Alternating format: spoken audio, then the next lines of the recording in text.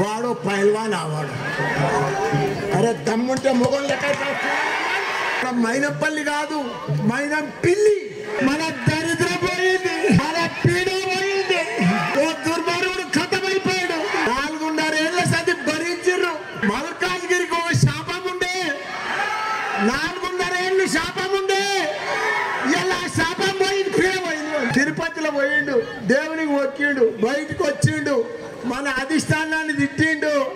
ఆడికెళ్ళి తిరుమల వెంకటేశ్వర స్వామి గోవిందా గోవిందా, మైనంపల్లి గోవిందా గోవిందా అని. ఇవాళ నేను తిడుతున్నా అంటే ఫస్ట్ నువ్వే నాకు స్టార్ట్ చేసినావు. ఫస్ట్ ఇక్కడ మీటింగ్ పెట్టినావు, నేను లేను.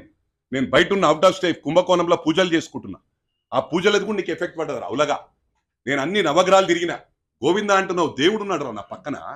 విధవా నాతో టక్కర్ తీసుకుంటే అమ్మవారు చాలా పవర్ఫుల్. నాకు మొట్టమొదటి నుంచి నాకు బిలీఫ్. నేను కనకదుర్గా భక్తుని.